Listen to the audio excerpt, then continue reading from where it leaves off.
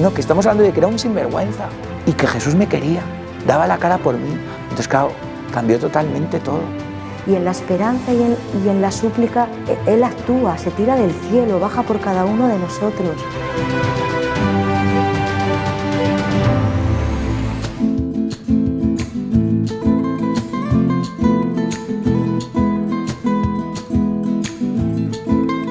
Pues este no fue un secuestro al azar, realmente no tiene nada que ver el tema de haber estado en el lugar inadecuado, en el momento no preciso. De las pocas cosas que sé por la carpeta de investigación que hay en seguimiento a mi caso, entre comillas, porque en realidad tristemente pues no hay detenidos, yo no he recibido ningún tipo de disculpa, de indemnización y de justicia. Más sin embargo, en esta carpeta, de las pocas cosas que pude yo saber sobre la gente que me tuvo secuestrada es que me estuvieron siguiendo y estudiando por 6 meses. Esto quiere decir que el margen de error era de el 1%, ¿no? En realidad esto iba a suceder porque tenía que suceder. En verdad, si no hubiera sido ese día, yo creo que lo hubieran pospuesto al siguiente. Había todo un plan estratégico para capturarme. Lo que sí yo hasta la fecha no he entendido es por qué yo, ¿no? La pregunta del $1.000.000. Cuando se piensa que es un delito que se comete contra personas sumamente acaudaladas. Ahora que yo ya he tenido que estudiar un poco el tema y empaparme sobre todo lo que tiene que ver con secuestro, la realidad pues eso se ha vuelto un poco un mito. En los 90s, que fue cuando empezó este delito en auge en mi país, realmente las víctimas sí eran personas sumamente acaudaladas, ¿no? Personas que tenían yates, guardaespaldas, helicópteros, etc. Pero conforme ha pasado el tiempo, pues básicamente toda la población se ha vuelto target para este tipo de cosas, ¿no? Y te pueden en mi país secuestrar por 500 euros o por 5 millones, ¿no? En realidad yo digo que el delito se ha democratizado y tristemente por alguna situación que creo que nunca voy a tener esa respuesta, pues yo salí en esa rifa cósmica. De alguna manera alguien supuso que teníamos una fortuna mucho más cuantiosa, o en realidad no lo sé cuál es la razón en específico, que haya sufrido un secuestro, sobre todo tan largo, ¿no? Y con unas pretensiones económicas al principio francamente impagables, ¿no? Yo creo que alguien pues se equivocó, tenía una falsa percepción sobre la fortuna familiar y bueno, pues a mí me tocó pagar los platos rotos. Además soy hijo único, entonces realmente no había muchas alternativas de poderme zafar de este asunto, ¿no? Mira, una de las características principales de cualquier secuestro es que juegan muchísimo con las emociones humanas, sobre todo con el factor miedo. Y de alguna forma yo creo que el mensaje que pretenden dar los secuestradores es que cuando la víctima de alguna forma recupera la libertad, es dar ese testimonio, ese mensaje que verdaderamente estuvo en el infierno, en la tierra. La verdad es que yo conozco ahora pues, varios casos de distintas personas que estuvieron secuestradas, muchas con diferentes condiciones, diferentes bandas, pero todas han sido historias de verdadero terror. Yo creo que en mi caso sí sobrepasa un poco la ficción, porque sí creo que la prisión donde me tuvieron pues es lo más inhumano que puede haber en el mundo, ¿no? Llámese cualquier país. Las condiciones verdaderamente pues muy extremas. Si en su momento me hubieran dicho que yo iba a estar 290 días en ese lugar, al que yo le llamé la caja, precisamente porque era una caja enorme, pero para mantener cautivo a un ser humano, ¿no? Como si fuera un animal de zoológico, ¿no? Realmente más o menos las medidas, porque evidentemente no tenía un metro a la mano, esto era una caja prefabricada de 1,50 de ancho Prácticamente si yo alzaba las manos tocaba las paredes y sobre 2 metros de largo, es decir, podía dar un par de pasos, 3, 4 y también me encontraba con un muro. Al principio, de hecho, me costó entender que no estaba en un cuarto común y corriente.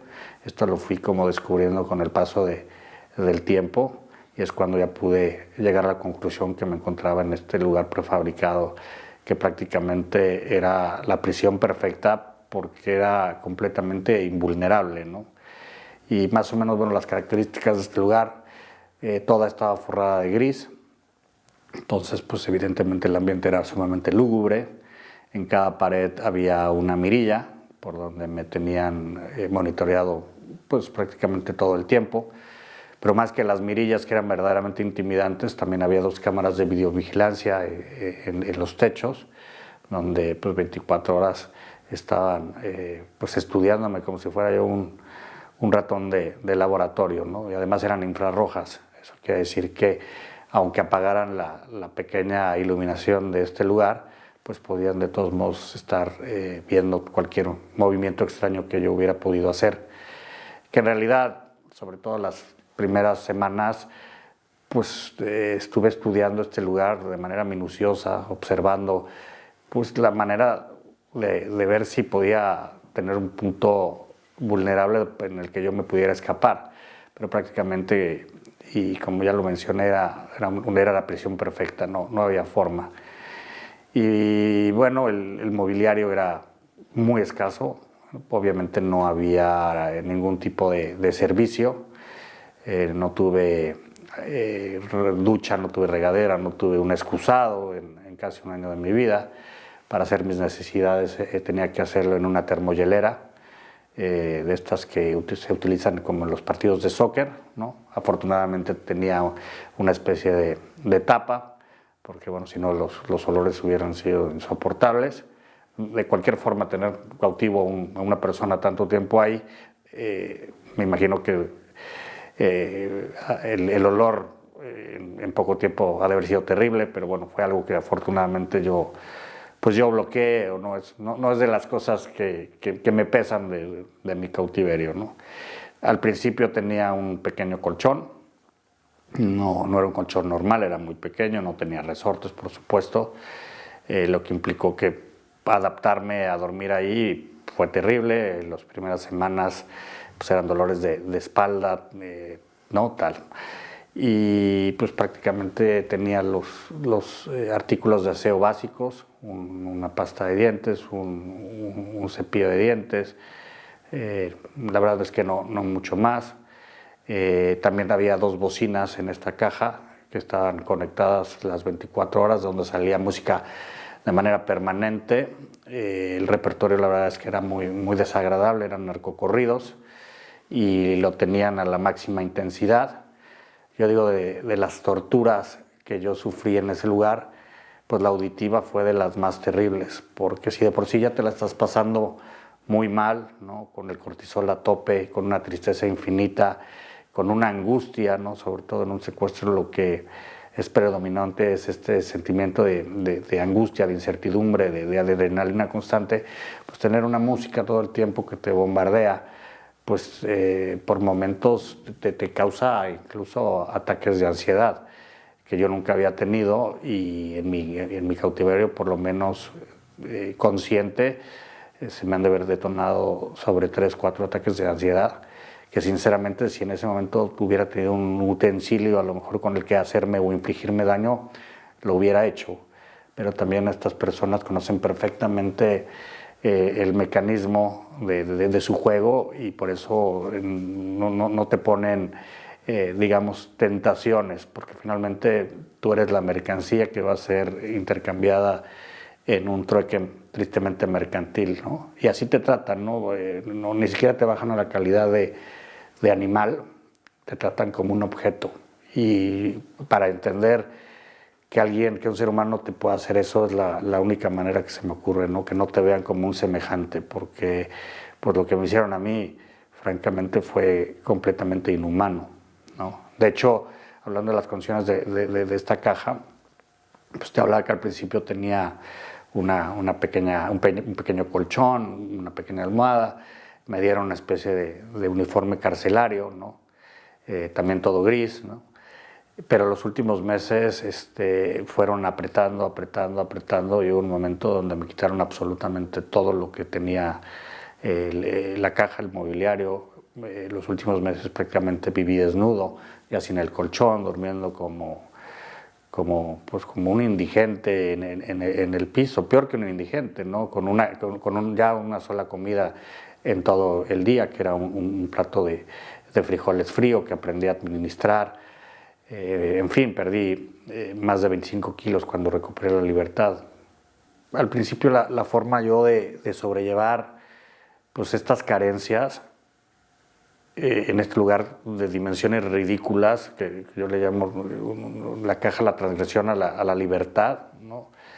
Era como quedarme autojustificaciones, diciendo, no, es que se equivocaron, tú no eras la persona por la que iban, entonces cuando se den cuenta te van a dejar libre, entonces es cuestión de que tengas un poco de paciencia.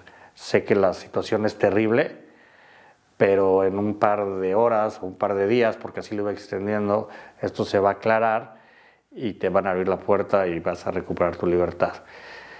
Y cuando de alguna forma ellos me mandaron un comunicado por escrito, porque algo es importante aclarar, que nunca tuvimos un diálogo, o sea, ni siquiera existió el síndrome de Estocolmo, porque en verdad nunca yo hablé con ellos ni ellos conmigo. La única manera de entablar una comunicación era a través de escritos por ordenador. Cuando transcurrieron un par de días de este encierro donde yo no entendía absolutamente nada, ellos me mandan el primer comunicado diciendo, señor Alberto, esto es un secuestro. Y eso de alguna forma pues me calmó, porque por lo menos ya sabía de qué se trataba, ¿no?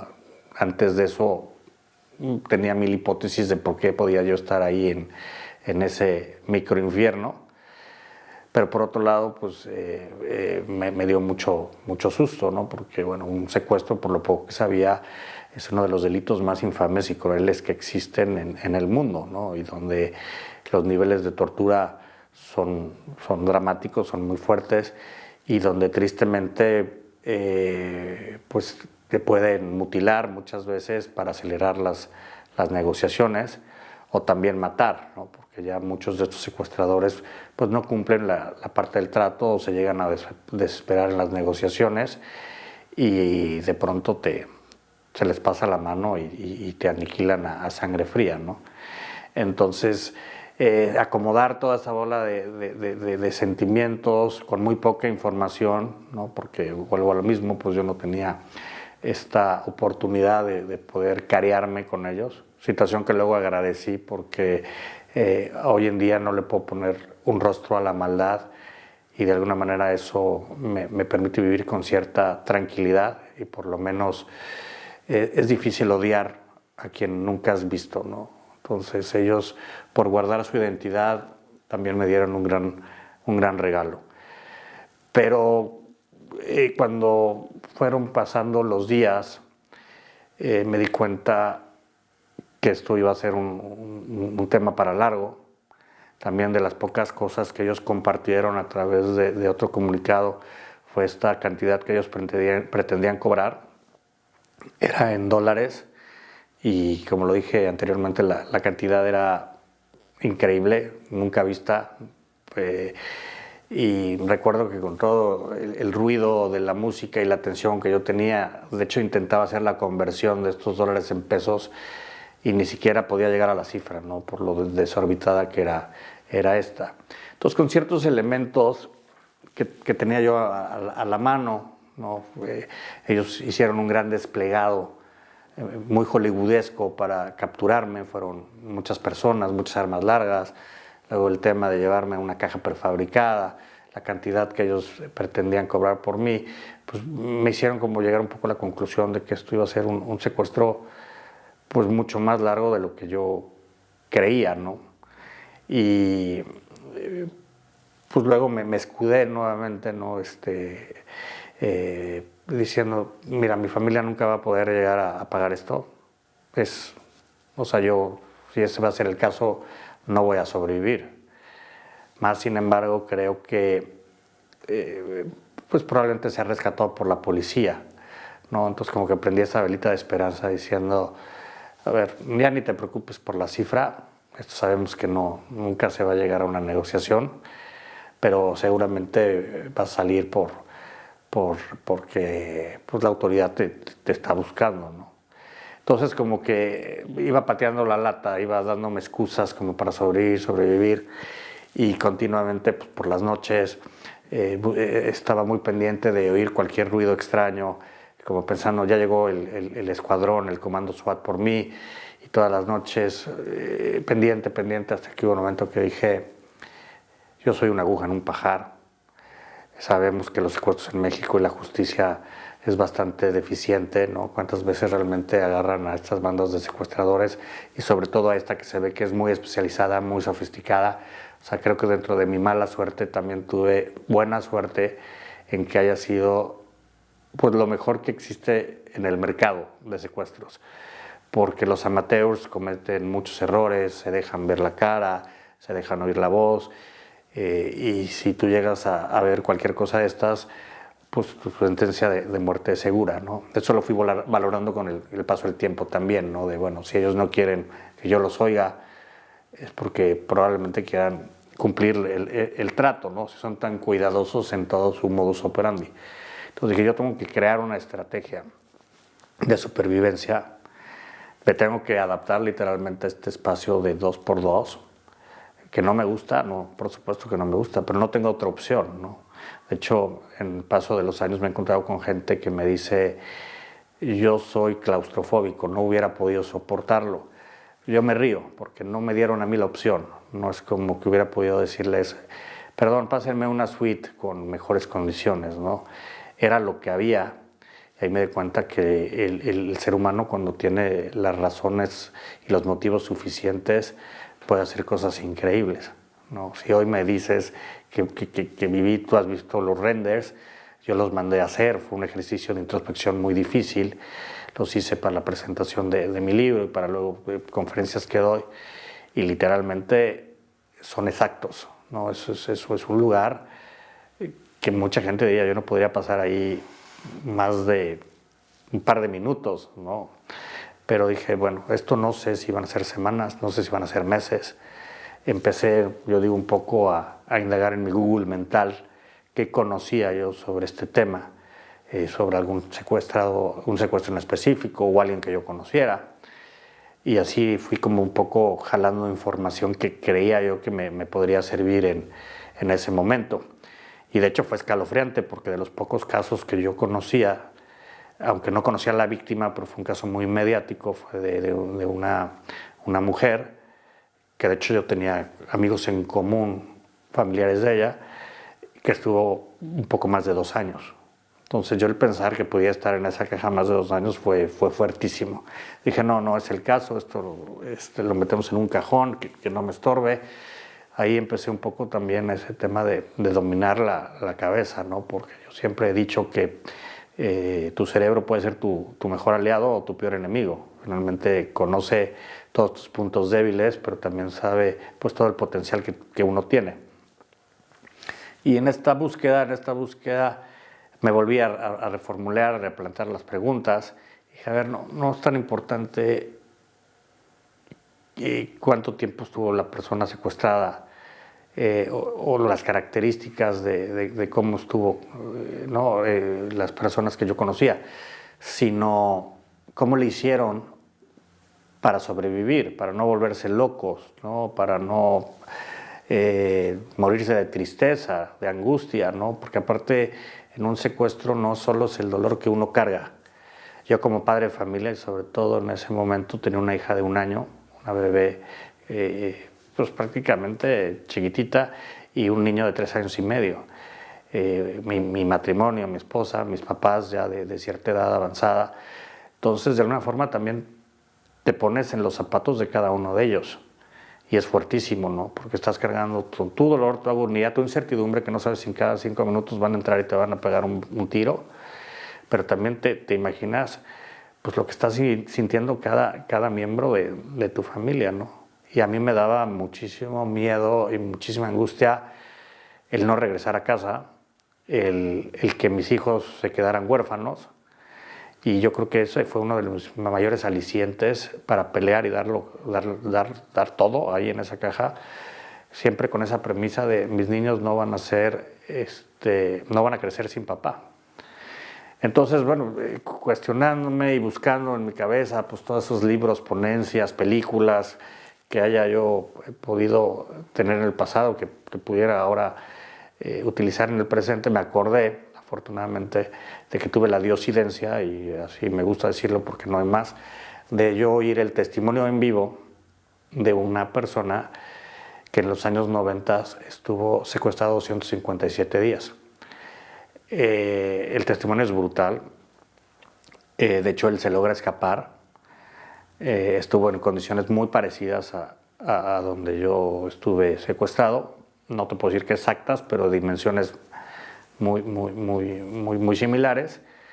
Pero la verdadera historia de él no es cómo se escapa, sino cómo se escapa realmente interiormente, ¿no? Cómo él conecta pues con una espiritualidad increíble, ¿no? Yo lo conozco ahora y somos buenos amigos, se llama el arquitecto Bosco Gutiérrez Cortina, y yo siempre digo que él entró a su caja mucho más preparado que yo, ¿no? Él era un hombre sumamente espiritual, Opus Dei, con una fe súper arraigada desde pequeño, ¿no? Entonces, el poder conectar con Dios de alguna manera fue muy fácil, aunque sé que tuvo también algunos desacuerdos en su propio encierro, ¿no? Pero a veces es normal pues, el cuestionarte o cuestionarlo porque estás sufriendo algo tan injusto, tan cruel, y sobre todo por dinero, ¿no? Pero bueno, quise intentar pues recrear esa conferencia donde yo lo escuché.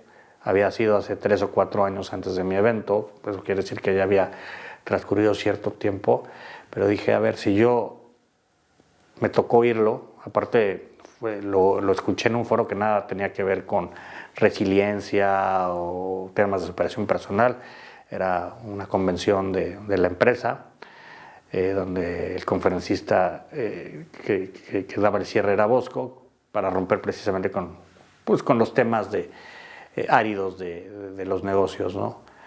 Y bueno, pues hice una concentración, la verdad, pues muy poderosa, donde intenté como rescatar pues lo más importante que él dijo, y sobre todo lo que yo podía utilizar para pues adaptarlo o tropicalizarlo en mi propia caja, ¿no?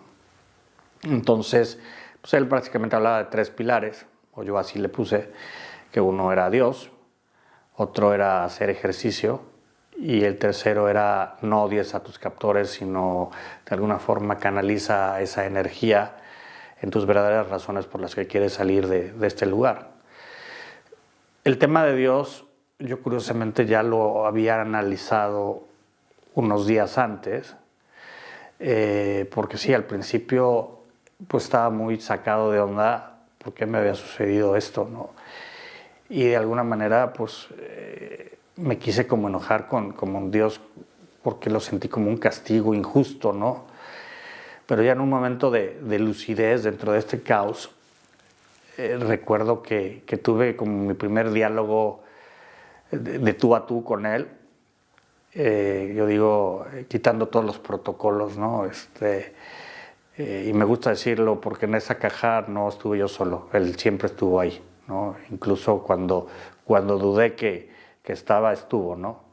Pero de las primeras cosas que creo que sí hice mi mayor Eucaristía, comunión con él, fue pues el decirle, ya entendí que esto no es un castigo, ya entendí que tú no me estás mandando absolutamente nada, ni quieres demostrarme absolutamente nada. Esto que me están haciendo es producto del libre albedrío de los seres humanos, de tus hijos, de esa polémica cualidad que nos diste, y polémica, porque con ella podemos hacer muchísimo bien, pero también muchísimo mal. Por alguna razón, pues estos seres se salieron del rebaño, han decidido hacer de la tortura y del sufrimiento su modus vivendi, pero es su elección. Pero sí sé que juntos vamos a salir de esta. Yo haré lo que me corresponde aquí dentro, que muchos dirán, pues ¿qué te correspondía? Pues desde comerte todo lo que te daban, te gustara o no te gustara, el leer toda la literatura horrible que me dieron, ¿no? Porque no fueron libros cómodos, pero dije, lo que me den, lo voy a hacer y les voy a demostrar que no me voy a doblar. Voy a tratar de amanecer todos los días con la mejor actitud posible, me voy a agarrar del rezo, ¿no? Entonces, si hoy son 10 Padres Nuestros, pues el día de mañana van a ser 20 y van a ser 30. Es decir, todo lo poco o mucho que pueda hacer adentro, lo voy a hacer, ¿no? Pero esto va a ser un trabajo en conjunto, ¿no? Y pues creo que cumplimos los dos cumplimos los dos el trato, porque, bueno, aquí estoy dando esta entrevista, ¿no? Entonces fue como el principio de reconstruir una relación espiritual que siempre existió, pero bastante descuidada de mi parte por muchos años, ¿no? Porque tristemente cuando las cosas van bien, como era mi caso, a veces se nos olvida pues que de alguna manera hay alguien arriba cuidándonos, ¿no? Entonces, bueno, en la caja creo que sí sellamos un pacto, él y yo, bastante importante. Entonces, de alguna manera, cuando el arquitecto Bosco hablaba de Dios, la espiritualidad, pues dije, de alguna forma ya había llegado yo a esta conclusión, pero sí a través del rezo, la oración, el diálogo. Yo sobre todo dialogué mucho con él. Se puede entender a veces como un diálogo donde solo hablaba yo, pero vuelvo a lo mismo, pues aquí estoy, ¿no? Entonces siempre hubo respuestas silenciosas de su parte. Luego este arquitecto en su segundo pilar decía, yo hice muchísimo ejercicio aquí dentro, ¿no? Nuevamente él tenía ventaja sobre mí. Él acaba justo un par de semanas antes de que lo secuestraran de hacer un maratón. Yo en esas épocas de mi vida era bastante sedentario, lo digo un poco con humor, subía 10 escalones y me cansaba. Nunca he sido un gran amante del deporte, más sin embargo sé que se tiene que hacer pues, para mantener la maquinaria bien, pero en esas épocas era bastante perezoso. Y pues al principio dije, ¿cómo puedes hacer ejercicio en unos 50x2? Es prácticamente imposible, ¿no? Y luego dije, bueno, pues hay formas, ¿no? Tienes que echar a andar tu imaginación, pues como lo hacía él, pues a replicar, ¿no? Entonces puedes correr de manera estática, puedes hacer abdominales, puedes hacer lagartijas, puedes caminar o trotar en círculos, aunque parezcas león enjaulado. Y pues un poco a regañadientes, a sabiendas que lo tenía que hacer por mi bienestar propio, por generar también un poco de endorfinas, ¿no? Que necesitaba generar esta droga de la felicidad, ¿no? Porque vivir en constante estrés y tristeza es terrible. Y de hecho, si no hubiera hecho todo esto, pues probablemente me hubiera hundido en una depresión terrible. De hecho, mientras hacía ejercicio, mantenía muchos diálogos con Dios. Después de Dios empecé a rezarle prácticamente a muchos santos, a la Virgen María, a la Virgen de Guadalupe, que bueno, en México es muy popular, pero yo la verdad no conocía ni la basílica. Ya cuando recuperé la libertad, de las primeras cosas que fui a hacer fue darle gracias a ella en su templo en la Ciudad de México.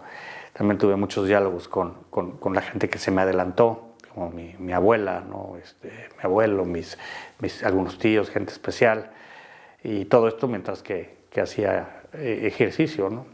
Y de pronto pues empecé con 5 sentadillas, luego con 10, de pronto ya estaba haciendo 50, ¿no? Creo que lo máximo que llegué a hacer eran 200, ¿no?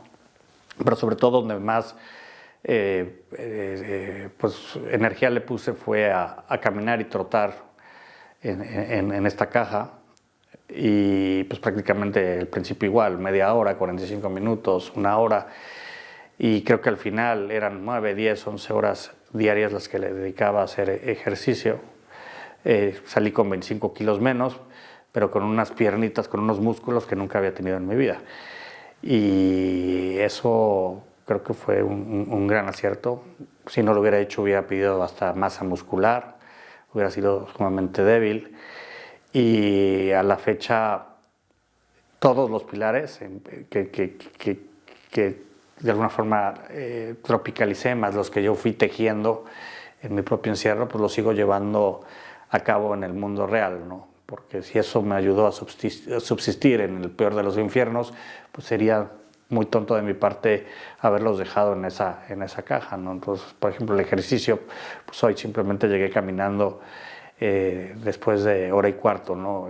Y es algo que yo valoro y ahora me gusta mucho, y luego todas las mañanas. Y el tercer pilar, que probablemente fue de los más difíciles, era este de no odies a estos seres y canaliza tu energía en las razones por las que quieres vivir, ¿no? Y dices, ¿cómo no puedes odiar a esta gente que de pronto te rompió todo tu esquema, toda tu vida? Porque aparte, si llego a salir en libertad y por lo que estaban pidiendo, pues no va a ser una libertad bonita, donde probablemente perdí mi trabajo, mis ingresos, mi casa, pues todo mi mundo conocido. O sea, literal es recuperar la libertad para salir financieramente arruinado, ¿no? Entonces, pues sí, fue mucho trabajo de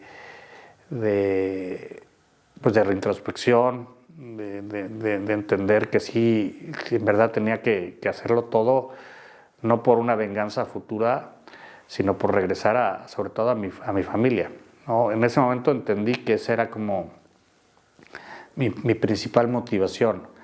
Conforme pasaron los meses, entendí algo muy bonito dentro de esa caja. En un momento dado me pregunté, ¿solo quieres salir por tus hijos, por tu esposa, por tus papás, por tus demás familiares, por tus amigos? ¿Pero qué hay de ti? Y dije, no, pues por supuesto que yo quiero salir por mí, porque mi vida no se va a acabar a los 37 años, porque tengo pues muchísimos proyectos que echar adelante, quiero viajar, quiero vivir, ¿no? Entonces creo que ahí se gestó una revalorización hacia mí, hacia mi amor propio, y me descubrí como el gran activo que soy, ¿no? Bueno, pues la caja también yo a veces le digo la máquina del tiempo. Estuve tanto tiempo ahí metido que, pues, por supuesto, de pronto la cabeza me llevaba a muchísimos lugares. Y tuve mucho tiempo para reflexionar sobre mi vida personal, lo que había hecho, lo que no había hecho, las relaciones con mi familia. Y sin querer, queriéndolo, realmente de pronto pues sí me di cuenta de muchas heridas que tenía yo de mi infancia, de mi juventud, de asuntos inconclusos con gente muy cercana.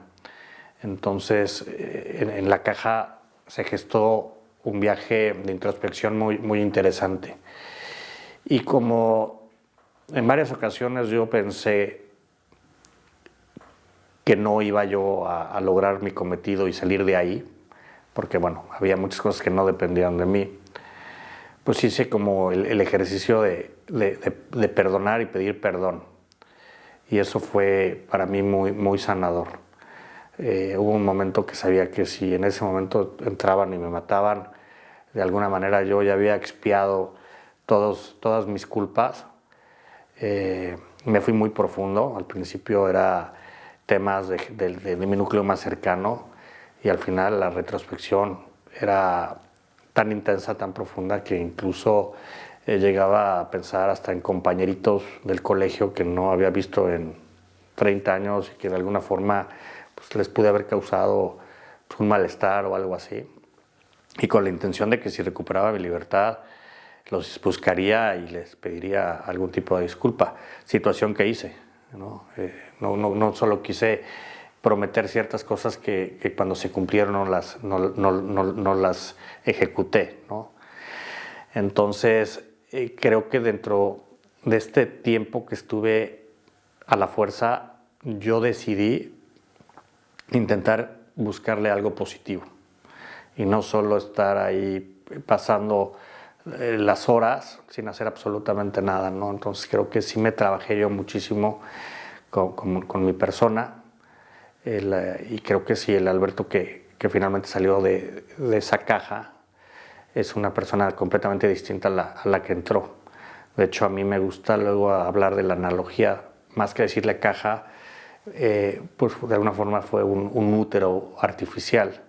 Y bueno, pues ustedes saben perfectamente que el periodo de gestación de un ser humano es de 9 meses aproximadamente, que fue más o menos lo que yo estuve en este vientre artificial, donde yo decidí sacarle cierto partido a mi favor. Por supuesto me hubiera ahorrado la experiencia, pero ya estando ahí creo que se podían hacer cosas muy buenas, ¿no? Potencializar a este Alberto que no sabía que tenía tantas pues características y cualidades. Y bueno, a mí cuando entro a la caja me quitaron todas mis prendas, pero solo me dejaron esta medalla de San Benito. Estaba muy sucia porque no la he lavado desde entonces.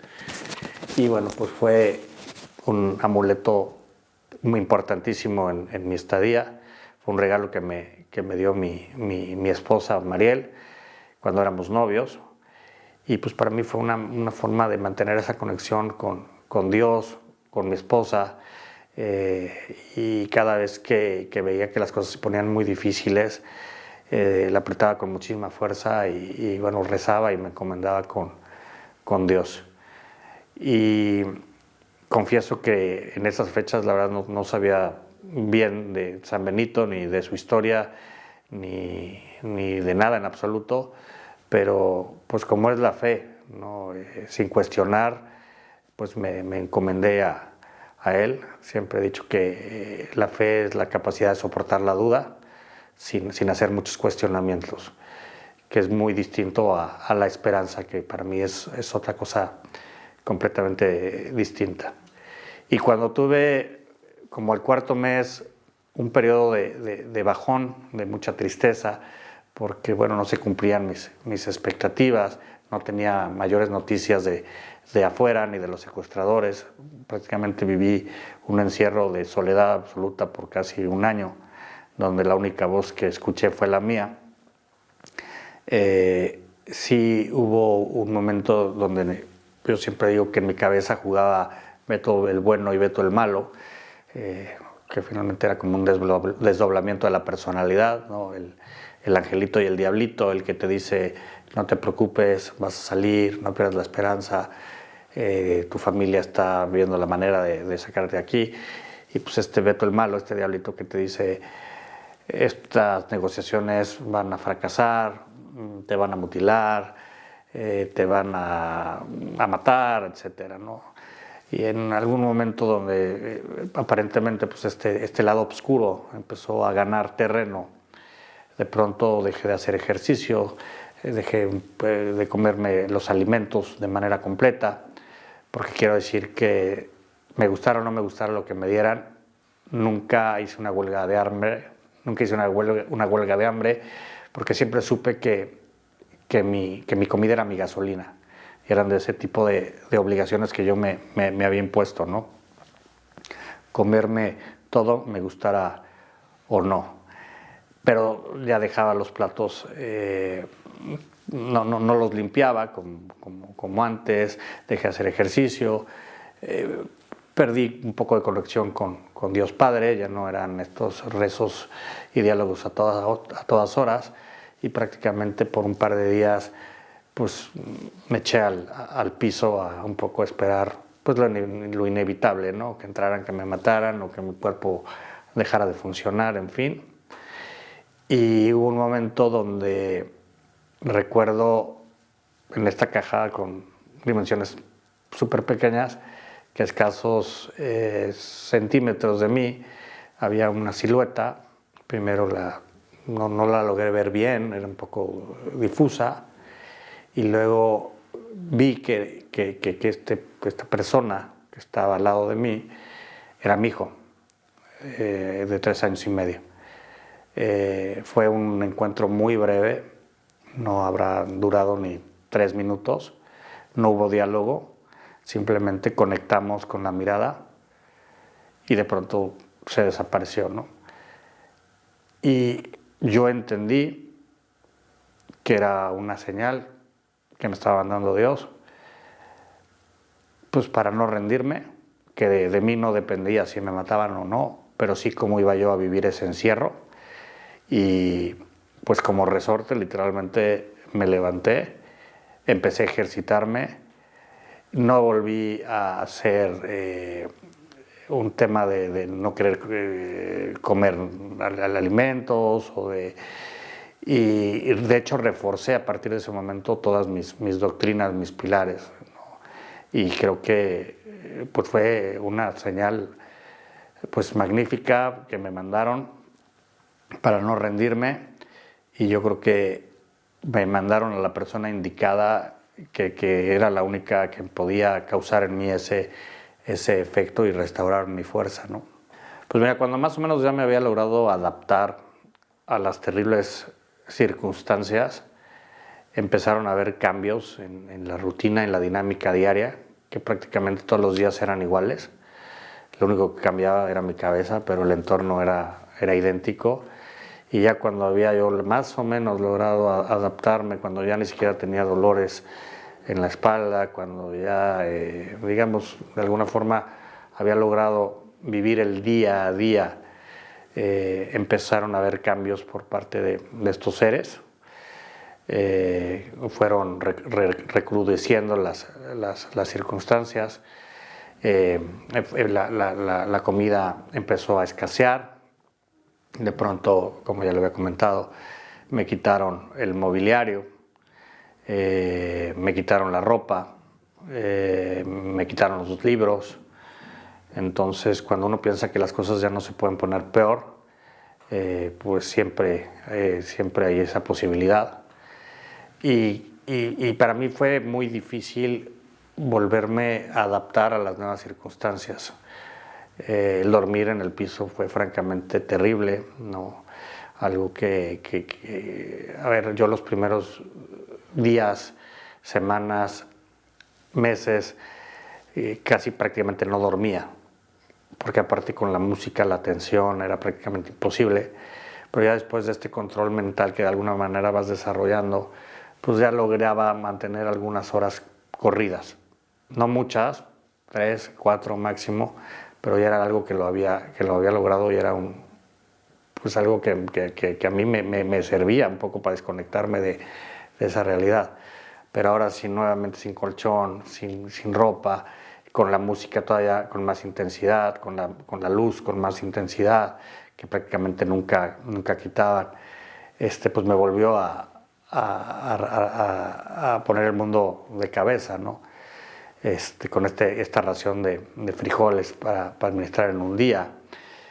Fue difícil, mas sin embargo ya también había yo desarrollado una coraza, una resistencia, una resiliencia, pues bastante digna de admirarse, ¿no? De hecho, parte por lo que yo decidí escribir mi testimonio, mi libro, era para que en algún momento mis hijos la leyeran, ¿no? Para que conocieran de viva voz pues todo lo que hice yo ahí dentro, por tratar de salir ileso de esa experiencia. Pero sí, ya a partir del mes 7, por ejemplo, pensé que ya el desenlace no iba a ser satisfactorio. En verdad, de hecho, les escribí una carta a ellos, cuando también desde un inicio decidí romper esa posibilidad de cartearnos. Como dije, el juego está afuera y yo no voy a interferir aquí dentro, porque de hecho puedo dañar las negociaciones. Y creo, porque no lo sé con ciencia cierta, que también esto de ir apretando y todavía ser mucho más salvajes, porque empezó la violencia física también, que por los primeros meses de alguna forma se logró mantener o contener, también porque yo siempre he dicho que fui el preso modelo pero conforme fue pasado el tiempo, pues de alguna manera también me envalentoné, los empecé a retar, y tuve los primeros encuentros que fueron bastante, pues, desagradables, pero necesarios de alguna forma, porque también yo ya en mi cabeza no sabía si estaba viviendo en una especie de limbo. Sí, eso me constató que nuevamente que sí, que estaba secuestrado en una caja prefabricada y que me tenían unos seres que nunca les pude ver la cara porque entraban vestidos con monos blancos, como los que vimos mucho ahora en la pandemia, ¿no? Entonces eran unos disfraces pues muy imponentes, ¿no? Que con el tiempo también descifré por qué esa indumentaria, ¿no? Y no encapuchados o con otra cosa. Y precisamente mi conclusión fue porque esa caja debía haber olido muy mal. O sea, al entrar ellos con respiradores y cosas que de plano ese lugar donde me tuvieron, pues se debió haber sido una cloaca, ¿no? Pero sí fue volviéndose la situación insostenible. Mi conclusión es que yo creo que ellos querían que yo de alguna manera negociara ahí dentro, a lo mejor dando ciertas informaciones patrimoniales que no habían logrado conseguir afuera. Sin embargo, pues yo nunca quise ceder, y cuando todo ya parecía perdido, de pronto recibo una notificación por parte de ellos, escrita en ordenador, donde me dicen que ya habían llegado a un arreglo económico con mi familia, situación que a mí verdaderamente me sorprendió. No conocía el monto, por supuesto, al que habían llegado. Hoy solo puedo decir, porque no es un tema que toco por obviedades, pero sí fue una suma mucho menor a la originalmente planteada. Creo que se dieron ciertas diosidencias y factores externos que ayudaron mucho a acelerar lo mío, ¿no? Tampoco puedo abundar en que fueron estas cosas de suerte que sucedieron, ¿no? Pero pues finalmente se llegó a un acuerdo. Yo en ese momento ya estaba tan anestesiado emocionalmente, porque es la única manera que puedes pues tejerte esta armadura de acero inoxidable para aguantar tanto, ¿no? Entonces realmente recuerdo que leí el comunicado y se me escurrió una o dos lágrimas apenas, ¿no? Porque también debo decirlo, los primeros meses lloré por horas, hasta que como a la mitad de mi cautiverio de pronto ya perdí la capacidad de llorar y un poco de sentir, ¿no?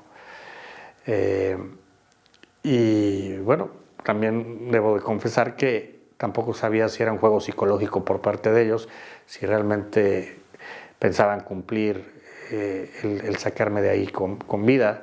También venía una parte muy importante de toda esta tétrica aventura, que era la parte de la entrega del dinero. Y no es como en las películas de que de este lado dan el maletín y de este lado te están empujando. Yo pensé que iba a ser así, pero pues ellos tienen la verdad el sartén por el mango, ellos ponen las condiciones. Entonces me hicieron saber que era de las partes más delicadas de todo el secuestro, porque si mi familia intentaba montar un operativo policíaco para agarrarlos, entonces prácticamente yo estaba muerto. Que por un lado debo de decir que tenía ciertas ganas de que lo hicieran, porque pues si quieres ver a las personas que te hicieron esto tras las rejas, pero por otro lado ganó el tema de no, quiero vivir y ojalá no se les ocurra tratar de agarrarlos, aunque creo que humanamente también es muy entendible si ellos deciden hacerlo, ¿no? Que sí debo de agregar que este tipo de organizaciones tan profesionales se maneja en células. Entonces el que te custodia, el que te negocia, el que va por el rescate, son autónomas y no se conocen entre ellas. Entonces si hubieran intentado agarrar a estas personas, ellos no hubieran sabido ni siquiera el paradero ni la ubicación donde yo estaba. Pero bueno, afortunadamente todo se dio muy bien. Esto fue en la Ciudad de México, ni siquiera donde se gestó el secuestro. Es otra historia que da para otro libro, pero le recomendaron a mi familia que no fuera ningún familiar a dejar el dinero. Y una persona que sufrió un secuestro de su hijo unos años antes, que desafortunadamente asesinaron a su hijo, pero él de alguna forma se volvió un gran experto en todo lo que se refiere a este tema. Le sugirió a mi padre que fuera un padre el que fuera uno de los que fuera a dejar el dinero. Y así fue como llegamos al padre Ignacio González Molina, un jesuita que a mí coincidentemente me dio la primera comunión, pero que yo ya no había vuelto a ver desde entonces.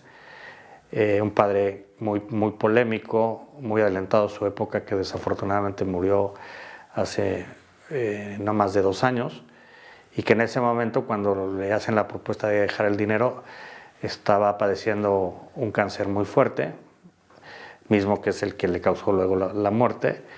Pero justo un día antes de emprenderse al viaje a la Ciudad de México y al rescate, él había tenido una quimioterapia, entonces iba pues muy débil, ¿no? En su momento lo quise invitar a comer, pues para que me platicara él de viva voz pues toda la aventura.